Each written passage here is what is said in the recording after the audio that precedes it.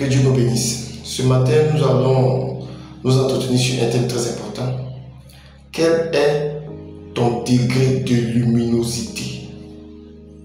Quel est ton degré de luminosité? C'est-à-dire, quel est ton degré de lumière? Quel est ton degré de lumière? La Bible dit dans Matthieu 5, verset 14, il est dit, vous êtes la lumière du monde. Et il y a plusieurs sortes de lumière, mais Jésus, quand il parle de son église, il dit, vous êtes la lumière du monde. Vous êtes la lumière du monde. Jésus ne dit pas, vous êtes les lumières du monde. Il dit, vous êtes la lumière du monde. Pourquoi Jésus-Christ a rassemblé ses disciples? Jésus-Christ n'a pas dit à un seul individu, tu es la lumière du monde. Non, Jésus a rassemblé l'ensemble de ses disciples. C'est l'ensemble de ses disciples qui forment la lumière du monde. Pourquoi est-ce que Jésus-Christ l'a fait? Pour ne pas que un individu ou un disciple ou un de ses disciples puisse penser qu'à lui seul, il a la capacité de briller sans les autres. Non. C'est l'ensemble des disciples qui forment la lumière. Et non un seul disciple qui forme la lumière. Il faut bien comprendre cela. C'est Jésus seul qui est la lumière du monde. Nous, enfants de Dieu, nés de nouveau, nous formons l'ensemble de tous les croyants, l'ensemble de tous les nés de nouveau forment une seule lumière. Forment une seule lumière. Jésus-Christ n'a pas personnalisé pour dire à une personne, non, tu es la lumière du monde. Jésus-Christ ne l'a pas fait. Donc Jésus dit, vous êtes la lumière du monde. Vous êtes la lumière du monde. Notre rôle en tant que lumière, c'est d'éclairer le monde. Mais chose bizarre, la lumière que nous avons ne nous permet pas de nous éclairer nous-mêmes. Cette lumière, notre lumière est chargée d'éclairer les autres. Mais cette lumière ne nous éclaire pas nous-mêmes, c'est-à-dire la lumière qui émane de nous. Dieu met cette lumière-là sur nous et en nous, en vue des autres. Maintenant, la Bible dit dans le psaume 119, verset 15 et verset 105 que nous sommes, c'est David qui parle, il dit, vous êtes la lumière, non, il dit plutôt, ta parole est une lampe à mes pieds et une lumière sur mon sentier. Donc, ce qui nous éclaire, nous, en tant que lumière, c'est la parole de Dieu. C'est la parole de Dieu qui nous éclaire. La lumière que Dieu nous donne, quand Jésus dit, nous sommes la lumière du monde, la lumière qu'il nous donne, c'est pour les autres.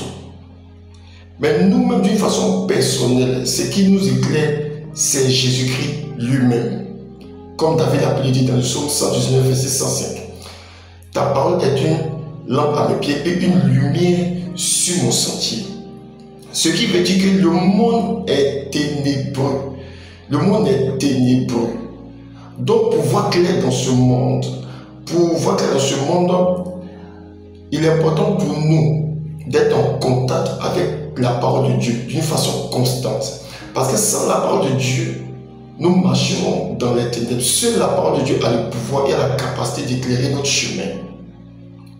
La lumière que Dieu a mise sur nous et en nous permet aux gens de savoir que nous sommes en Jésus. Et cette lumière n'éclaire pas notre chemin. Cette lumière n'éclaire pas notre chemin. Elle est pour les autres. Lorsque les autres nous regardent, ils voient et ils constatent que nous avons le caractère de Jésus. Nous sommes comme Jésus au fait. Nous sommes comme Jésus. Cette lumière nous permet de constater que nous sommes enfants de Dieu. Maintenant, ce qui nous éclaire, comme nous l'avons dit tantôt, c'est la parole de Dieu. C'est être au contact avec la Bible, être au contact avec la parole de Dieu. Et quand nous sommes au contact avec la parole de Dieu, elle nous éclaire. Elle éclaire notre chemin et elle nous donne de bien marcher et de marcher sur la voie étroite et non sur la voie large. Seule la parole de Dieu a le pouvoir de nous éclairer et de nous dire si nous sommes sur le bon chemin ou pas.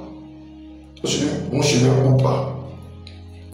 Mais le problème qu'il y a ici, c'est que il y a différentes sortes de lumière. C'est pour ça que nous avons dit tantôt, comme tel, quel est le degré de notre luminosité? Quel est le degré? Il y a d'autres qui sont des chrétiens, lumière douce. C'est-à-dire cette lumière n'éclaire pas d'une façon, elle éclaire d'une façon normale. C'est une lumière normale. Il y a des chrétiens, lumière forte. Elle éclaire fortement, cette lumière éclaire fortement. Il y a des chrétiens, lumière très forte. C'est-à-dire, sa luminosité ne permet pas aux gens de regarder ce chrétien-là, de regarder cette lumière-là. Où je peux emporter ce passage qui dit, le méchant ne peut résister dans l'assemblée des justes. Pourquoi? À cause de cette lumière qui émane de ces justes. Et également, la lumière sombre. Ça aussi, c'est une forme de luminosité sombre. C'est une lumière, si je peux m'exprimer, c'est tamisée. C'est-à-dire qu'elle est sombre. On ne voit pas bien. Mais pourtant, c'est une forme de lumière. Mais elle est sombre. On voit, mais on ne voit pas bien. C'est une autre forme de lumière. Maintenant, il y a les ténèbres. Là, carrément, il n'y a pas du tout de lumière. Donc, toutes ces représentations-là représentent chaque catégorie de chrétiens. Il y a les chrétiens qui ont une lumière douce. Il y a les chrétiens qui ont une lumière douce. Il y a les chrétiens qui ont une lumière forte. Il y a les chrétiens qui ont une lumière très forte. Il y a les chrétiens sombres et les chrétiens ténébreux. Chrétiens ténébreux. Les différentes catégories de lumière sont citées. Pourquoi? Parce qu'elles représentent chaque chrétien. En fonction de notre contact avec Jésus-Christ, en fonction de notre relation avec Jésus-Christ et à sa parole, va déterminer notre capacité de prier. Plus nous sommes en contact avec Jésus-Christ, plus nous prions. Plus nous ne sommes pas en contact avec lui d'une façon permanente, plus nous devenons sombres. Notre lumière commence à baisser. Notre lumière commence à baisser. Plus nous sommes en contact avec lui, certains sont en contact avec lui, mais pas de façon totale. Ces personnes sont des lumières douces. D'autres vont en profondeur, sont des lumières fortes. D'autres vont en profondeur et sont des lumières très fortes, à l'instar de Moïse. Moïse avait une lumière telle sur son visage que personne ne pouvait le regarder. Le peuple a mis un voile pour qu'il puisse regarder Moïse. Chaque intimité avec Dieu définit, si je peux m'exprimer, la brillance du chrétien. Plus nous sommes au contact avec Jésus-Christ, plus nous sommes au contact avec sa parole de Dieu qui est une lampe et une lumière sur sentier, plus nos lueurs, notre brillance augmente, notre lumière augmente. Mais plus nous éloignons de lui, en n'ayant pas la vie de prière, en n'ayant pas la vie de jeûne, en n'ayant pas la vie de méditation de la parole de Dieu, n'étant pas en contact avec ces éléments-là, nous amène à être sombres. Et si nous ne veillons pas, nous devenons totalement ténèbres. Nous devenons vraiment ténèbres. C'est pour ça que nous voyons souvent dans l'église des gens qui sont dans l'église, mais qui n'ont même pas, qui ne manifestent même pas le caractère de Jésus. Nous sommes surpris, nous sommes choqués. Non, ces personnes se sont déconnectées de la présence de Dieu. Ils sont déconnectés de la présence de Dieu. C'est cela. Lorsque Moïse est monté sur le mont Sinaï, avant d'aller délivrer le peuple, lorsqu'il a rencontré Dieu, le visage de Moïse n'a pas brillé. Il était en contact avec Dieu, mais son visage n'a pas brillé plutôt. Lorsque Moïse, au fur et à mesure que Moïse eut le contact permanent avec Dieu, l'intimité avec Dieu, les choses ont commencé à changer. C'est cela. Plus nous sommes au contact avec la lumière de Dieu, plus nous sommes au contact avec la parole de Dieu, plus nous cherchons Dieu, nous développons une relation avec lui qui nous permet de briller. Qui nous permet de briller. La Bible dit quoi? Je crois dans le livre des Actes, Actes 3 ou 4, et où il a parlé d'Étienne, il a dit que lorsque les gens regardaient Étienne, son visage parut comme un ange. Son visage paraît comme un ange. C'est-à-dire Étienne avait de une relation avec Dieu qui permettait même de briller de telle sorte que son visage devient comme un ange. Son visage devient comme un ange à cause de la lueur qui était sur son visage. Plus nous serons proches de Jésus-Christ, plus nous allons briller. Plus nous allons nous éloigner, plus nous n'allons pas briller. Et il faut noter aussi que c'est l'ensemble, nous l'avons dit tantôt, c'est l'ensemble du corps de Christ qui est la lumière du monde. Ce qui veut dire que nous n'avons pas besoin, de nous moquer de ceux qui tombent. Non. Nous n'avons pas besoin de nous moquer de ceux qui tombent. Et l'erreur que les gens font souvent, ils aident ceux qui tombent, ils rabaissent ceux qui tombent. Alors que c'est l'ensemble de tous les coins qui forment la lumière. Donc quand elle tombe, quand une partie de la lumière tombe, ça agit automatiquement sur toute l'ampoule. Ça agit carrément sur toute l'ampoule. Parce que si une partie en panne, les effets de cette panne-là seront fortement sur l'ensemble de cette lumière. C'est clair. L'ensemble de cette lumière. Lorsque Jésus-Christ était sur la croix, Jésus-Christ, avant d'être sur la croix, a toujours été la lumière du monde. Lorsqu'il était sur la croix, la Bible dit que Jésus-Christ a pris le péché du monde il a pris le péché du monde sur lui. Lorsqu'il a pris le péché du monde sur lui, Jésus-Christ est devenu ténèbres. Jésus-Christ est devenu péché. Dieu était obligé de se déconnecter de Jésus-Christ. Si Dieu ne se déconnectait pas de Jésus-Christ, c'était pas bon. Dieu est obligé de se déconnecter de Jésus-Christ. Et le fait que Jésus-Christ ait pris le péché sur lui, ça agit sur l'ensemble du monde entier, même sur ses disciples. Eux tous sont abandonnés. À part Jean qui était là, eux tous sont abandonnés. Eux tous l'ont abandonné. Quand Jésus-Christ a vaincu le péché, a vaincu les ténèbres, lorsqu'il est ressuscité, il est resté dans une sainteté et dans une lueur très éclatante, dans une lueur extraordinaire.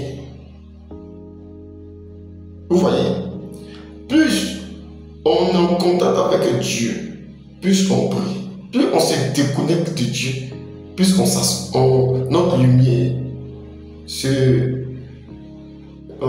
notre lumière baisse. Nous voulons exhorter ce matin le peuple de Dieu à faire attention et à veiller. Parce que le but du diable, c'est de tamiser notre lumière.